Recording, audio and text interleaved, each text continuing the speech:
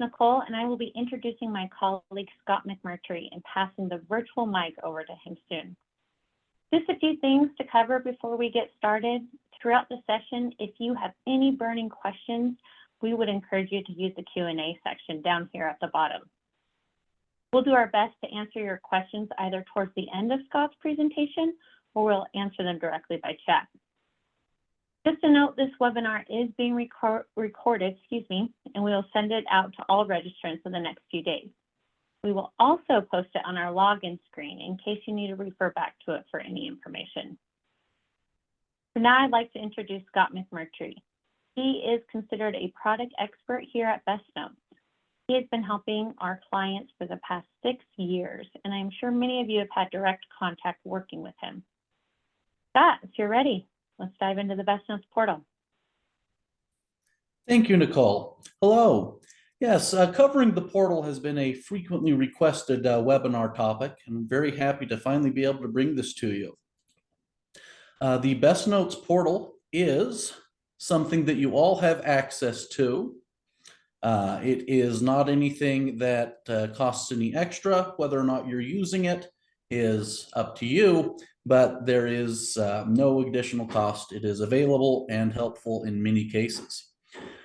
So the portal is used primarily for two functions. We're going to cover both of them.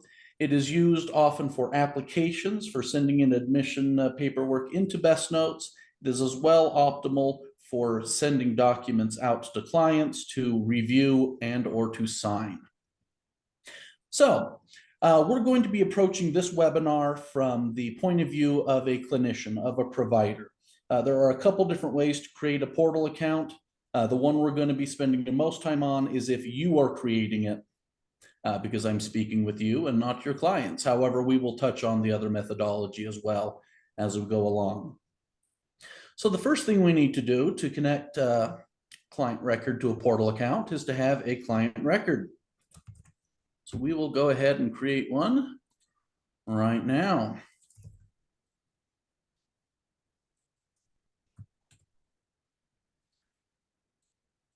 All right, if you have the web portal permissions in BestNotes, you will notice above a client's name, there's this little person with a minus icon, or at least the person icon. Like most things in BestNotes that are not explicitly labeled, if you hover your mouse over it, you will get a tooltip. In this case, it's saying that there's no email associated with this contact. Because the BestNotes portal and the BestNotes contact record are connected via the email, we will need to have an email account in there for it to be valid. So we are going to go ahead and add that. This can be added to either the home or the work. It doesn't matter as long as one of them has the email address that we want to associate the portal to. Now we notice that the person with a minus is turned into a person with an X. They have an email account. They can have a portal account, but they do not currently.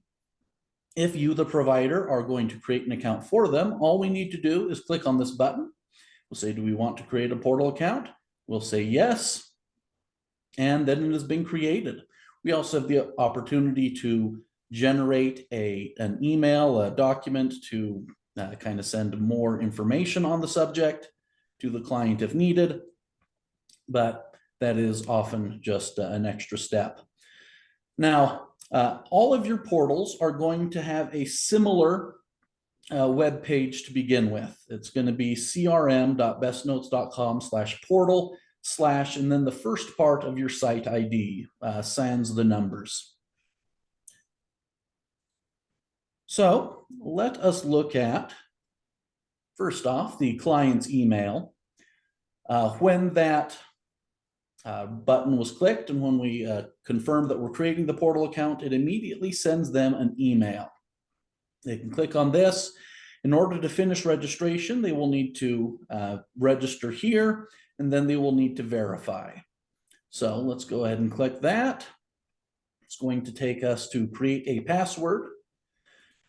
Now, passwords do need to be 8 characters long. They have to contain at least 1 uppercase, 1 lowercase, 1 number, and 1 special character. So we will do that.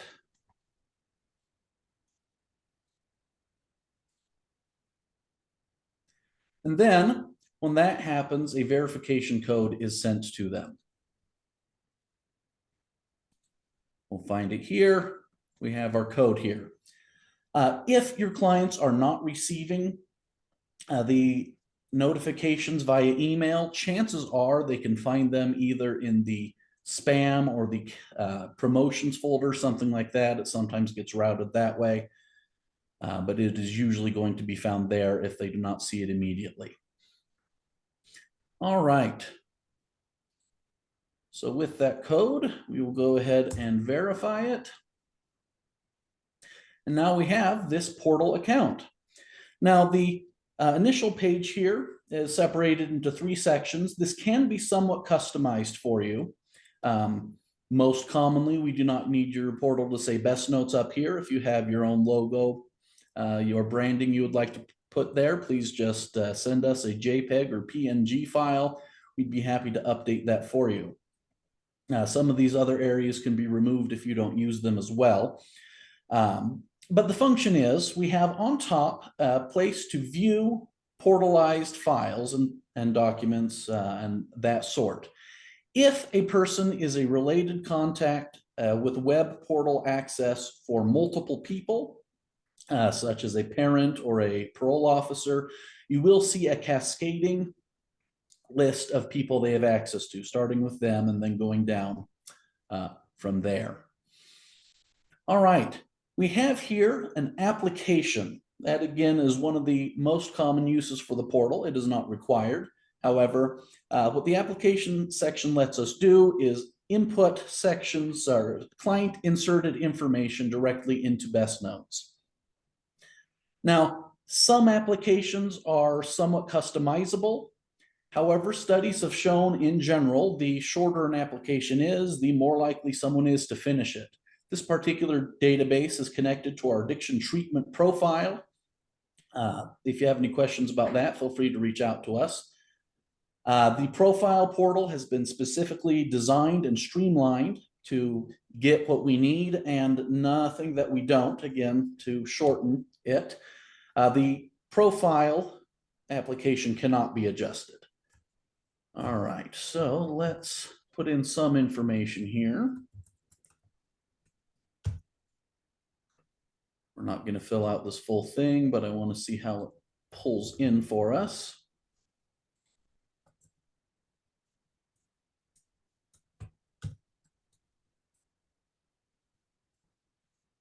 All right. We can also insert related contacts. We're going to put in one, but if we scroll down, there's the opportunity to put in far more than one. These will also import directly into BestNotes.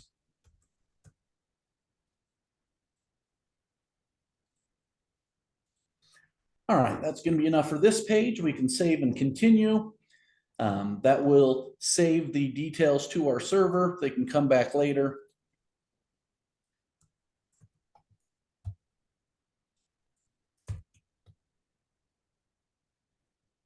We're going to call that good for here. All right. So it gives them the opportunity to submit or to complete later. They do not need to finish the application in one sitting. We're going to go ahead and submit. All right, now that it's been submitted, we notice that we have the ability to go in and still edit. We can still add, at least until it is connected to BestNotes.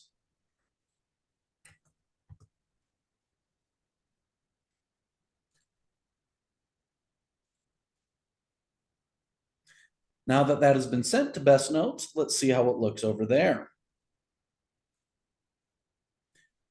All right. So again, if you have permissions for it, at the bottom left of BestNotes, we will see this admissions tab. Let's go ahead and click on that. This view is going to show by default all unprocessed applications that have been sent. We can change the view to look at imported or archived applications as well.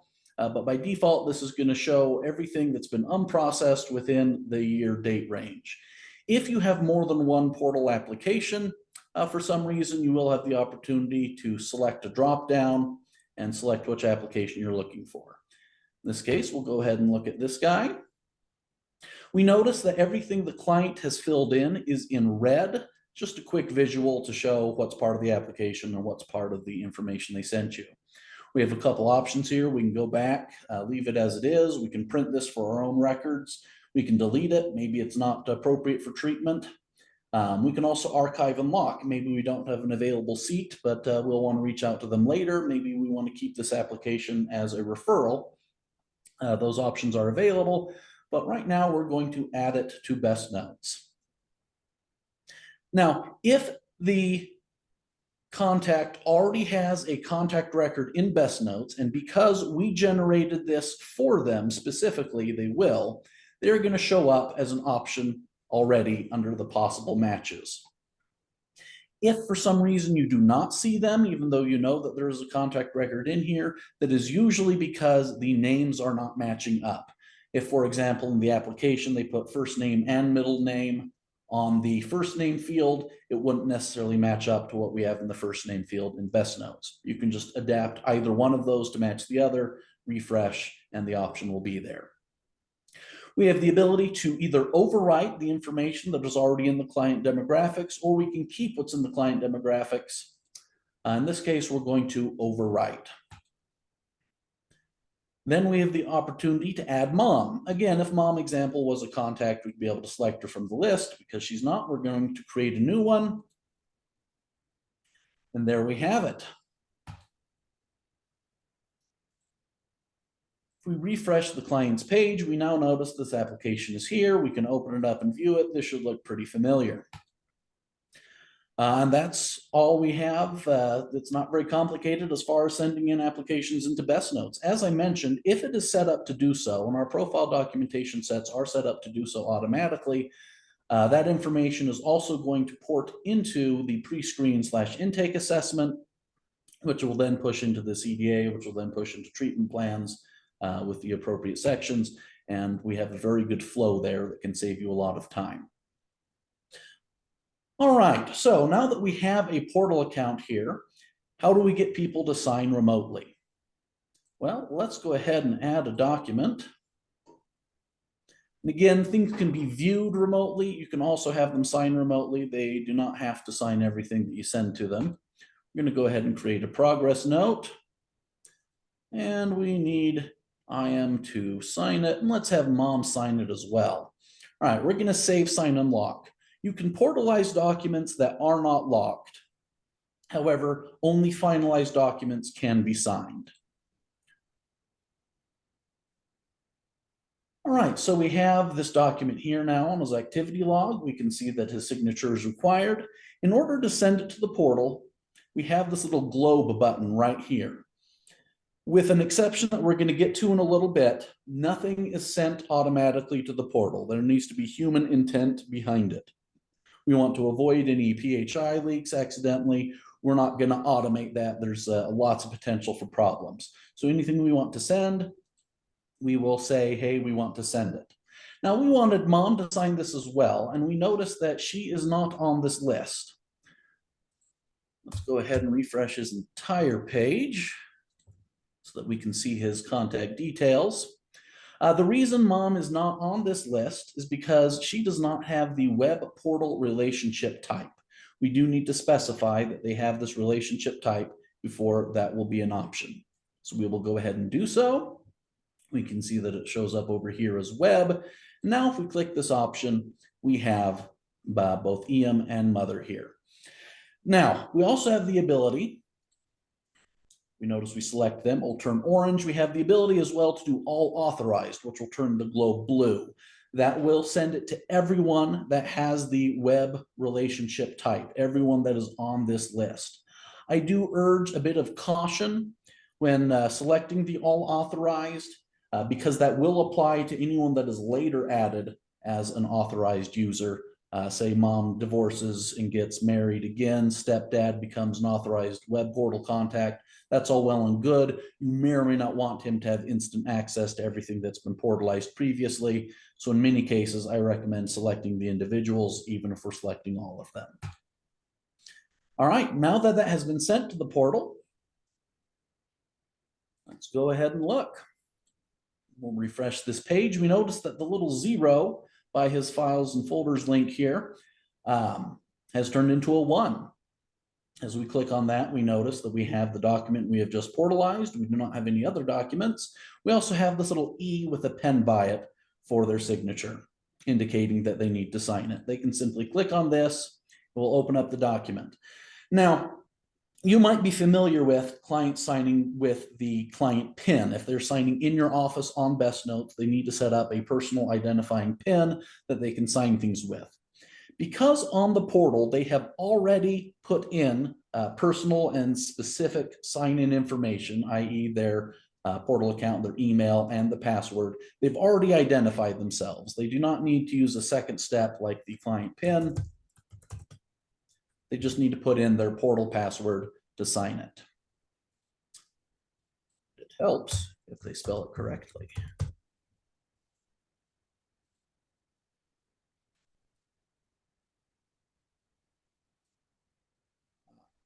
Copied that in the wrong way. My apologies. There we are. All right. If we refresh this, we notice that now goes on the red section, the activity section.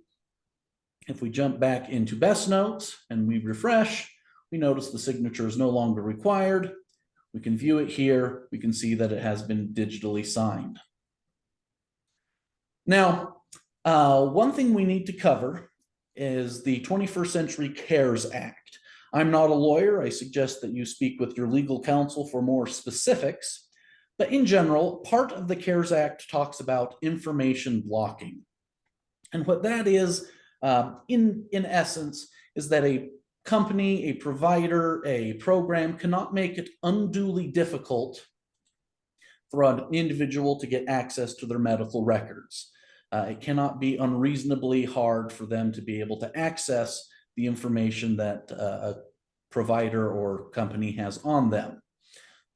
So in order to accommodate that, I'm creating a couple notes here so we can see what it looks like. We have up here a globe for everything. Right on top of the activity log, we can send everything on the activity log at once. This can be a very effective and very quick way to make sure they have access to everything in an easy and reasonable manner. We also, of course, have the nuclear undo option, as it were. And we can always go in with a more fine-toothed comb after the fact as needed. Now, you might be saying that, hey, under some circumstances, not every type of note necessarily has to be sent to the client every time. Again, for specifics, speak to your own legal counsel. But under some circumstances, for example, a psychiatric progress note does not always need to be sent as part of the 21st Century CARES Act. So in order to prevent information that you don't want to be shared from being shared, we do have an option there. If we go to Settings, System Customization, and then Portal, we can specify documents that will not be included in the portalization progress. In this case, I'm going to choose a psychiatric note. It will ask us to affirm that, yes, to the best of our knowledge, this is in compliance with the 21st Century CARES Act. It will put in when that exception was added, who it was added by. You'll also have the ability to remove it if circumstances change. So as we go back here, we will notice that the psychiatric note doesn't even have a portalize icon by it. As such, if we portalize everything, that will not be included. That can be a quick and efficient way of reducing unintentional disclosure. But again, make sure it is in compliance for your particular facility. I said we would cover what if the client is creating the portal account. In that case, you would simply send them to the portal. You can have a link on your web page. You can have an email that you send out to people that call you, whatever works best for you. They would, on the portal page, they would have the option of either creating a new portal account or logging in with existing. Let's go ahead and see what that would look like. In this case, we logged into existing, but they'd also be able to create a new account right here. Now, having a portal account does not directly connect it to the BestNotes contact record. So if a client creates a portal account, we will need to link them to the contact record once we have one in BestNotes. If we need to do that, that is simply found in our edit contact details. As long as the email address here or in work matches what they signed up with the portal with, as long as they're identical, we can link the portal here. It will automatically find the associated portal account and connect the two. Now, mom example does not have a portal account, but we can still portalize things to her. We can, in essence, put things in a queue to automatically be there as soon as the portal account is created and connected by selecting them on this list, even if they don't have an account yet. Another thing to be aware of is our portal accounts report. This can be a helpful diagnostic tool. We can see what portal accounts have been created. We can filter by date ranges. We can filter by last time people have access to portal. We can look for specific people if they don't know what email they use to create their portal account. This can be used for a couple different reasons besides that. I had a customer call in several months ago. They had one of their clients claiming to their parole officer that they didn't have access to any of their documentation, and therefore it wasn't his fault that he was out of compliance. They were able to go here, look at this report, notice that he had logged in multiple times successfully. He did have access. He had seen the documents, and thus the company was not liable. You can also see if there's been a bunch of failed logins in a row. Perhaps they're just forgetful, or maybe someone is trying to brute force guess their password. It can be something to follow up upon. And that is our basic portal functionality. We tried to make it simple and sweet.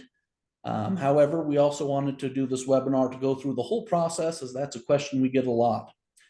Speaking of questions, now's a great time to open up the floor. Great, thank you, Scott. We have had a very lively question and answering going on, so I'm going to pick a few out. I know Jeff has already answered a few in the chat. Thank you, Jeff, but maybe it's good if Scott can provide some additional detail while he's sharing the screen. So first, Scott, how do we view the client's application after they submit it online? Great question. So there's a couple ways to potentially see it. One, initially, it's going to go to this applications manager window, as we saw initially. Since we've already linked this one with I am example here, we would have to select the imported option. We can see that I've been drafting this webinar for a while, but we can go here and we can view the application directly from the application manager, even if it's already been linked. But if it's been linked, we can also find it on the client's activity log simply by clicking on it there. We also have the ability to filter items on the activity log, so we can just look for the application in case you have a lot of entries and don't want to sift through page 25 to get to it.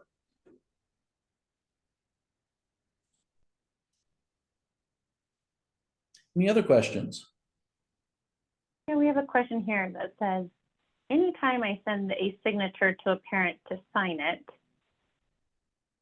I make sure it is sent to the web portal for them, but they are saying it never went through. Where can we direct them after that? Good question. The most common cause of that, let's sign back in here.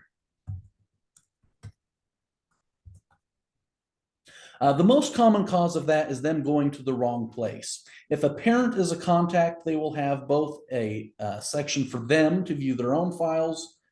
They will also have for their child or children different links for them. So most of the time, if they're not, quote, receiving it, they are receiving it. They're just going to the wrong link to view the wrong files. So the first thing I would have them do is go to their either their or their child's account, depending on how you portalized it, and view it there. If that's not the case, it's certainly not impossible for there to be problems on the internet. They're not as common as we get reported. It's usually just some training that they need. But certainly you can call us and we can do some more investigation. We have a great support team. More than happy to help you. Does that While help with we're on that? the screen, yeah, that's excellent. Thank you. While we're on that screen though, Scott, question here. Are our customers able to customize that application? Yes, with an asterisk. The applications are often customizable as long as they're not one of our pre-built applications. Again, if you're on our profile documentation set, that application cannot be customized directly, but you generally wouldn't want it to be anyway. If you have a custom application or a custom portal, we can adjust that to some degree for what you want. There are some limitations in what it can or can't do, but certainly. We also have the ability to program it into your database so that it will import into an intake assessment. But if you're not in the portal application, or if you're not on the profile, documentation set, it won't happen automatically. You also have the ability of having more than one application in case you have like an adult application, a child application, maybe even an employment application. We can both have multiple applications here under this list for them to choose from, or alternatively, we can give you multiple portal accounts. There's pluses and minuses to both, but those options are available to you. In essence, at the end, you would have version 1 or version 2, version 3, however many accounts you needed. Thanks, Scott. Can we customize the PDF forms on each portal account, or will it always be? Yeah, I'm assuming we're talking about these PDF forms here. You can send us the forms that you want here. These are not things that are signed via the portal. They're often policy documents or preliminary things that they need to sign and send you. These can be customized to the documents you need. We will upload those for you. Just get in contact with our support team. We'll put the documents you need there. We also are able to get rid of this section altogether if you do not have any supplemental documents for them to sign. Scott, since only one portal can be created for each email address, how would you recommend creating accounts for someone who's both a client and the parent of a client without having the child's information show up on the parent's log? Good question. Again, nothing is sent to the portal unless we tell it to be. So as long as we're utilizing best practices, you can usually use the same portal account without issue. But on the child's chart, you would make sure to send it only to the appropriate people. And on the mom's chart, you would make sure to only send it to the appropriate people there. With best practices, it won't be a problem for them to use the same portal account. If they have multiple things here, if nothing's been portalized to them for the child, then the number will be 0. They'll be able to click on it. It'll take them to a nice little blank page. However, if they really want a separate portal account, they will need to create a separate email address.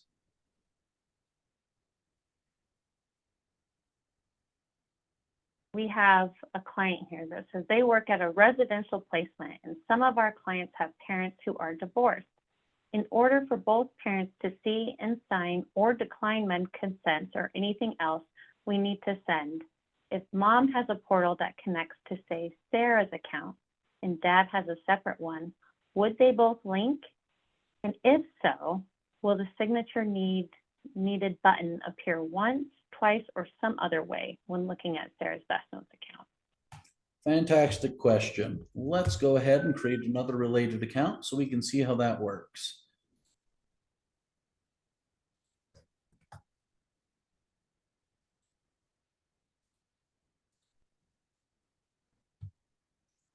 Again, as long as they have this web permission here, or relationship type, they will show up on this dropdown.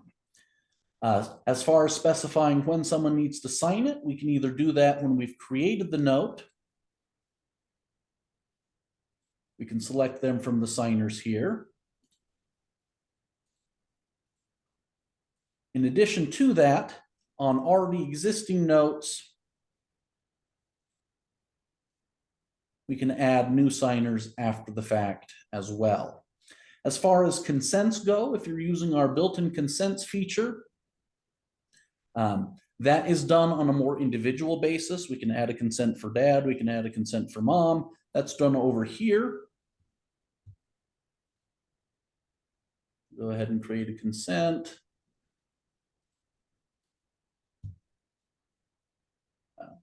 Specify some things, but like everything else, that can also be portalized and be signed remotely as well.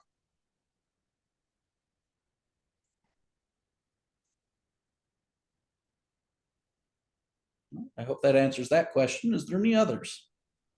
Yep, we got a few more. Thanks, Scott. Can we add the portal options to forms that are uploaded and scanned into BestNotes?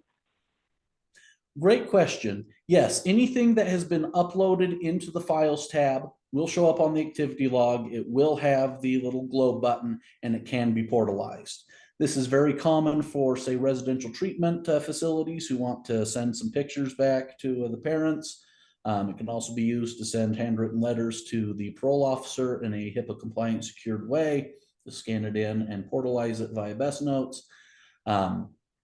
The only potential restriction is what their computer can open. So if you upload a file, some exotic, quasi PDF alternative, if they don't have the application to view that on their computer, they'll need to install it before they can see it. But anything uploaded into BestNotes can be portalized.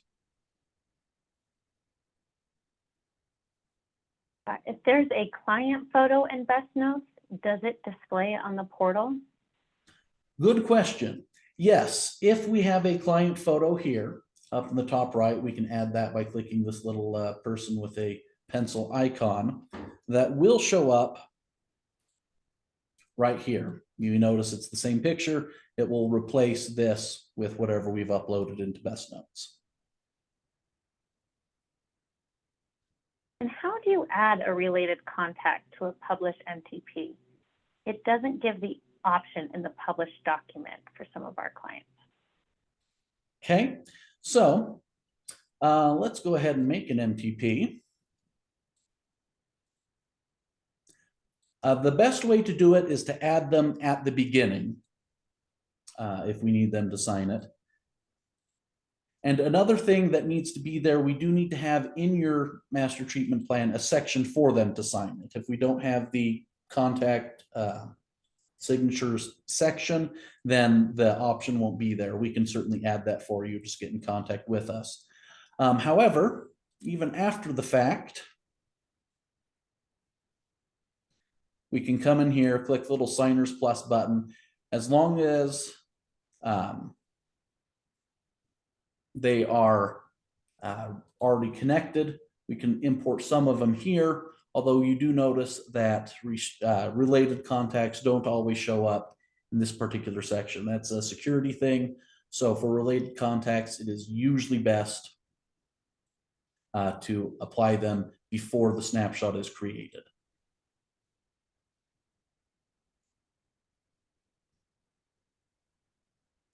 Any other questions? Oh, can't hear you, Nicole. Thank you. How do our customers get access to the system customization in their BestNotes settings? Can you show them where? Absolutely. So that is simply a permission. So someone with the manage users permission or a system administrator can go to the user details, and under settings, we have the option for manage system customization. Once you have that, that tab will appear.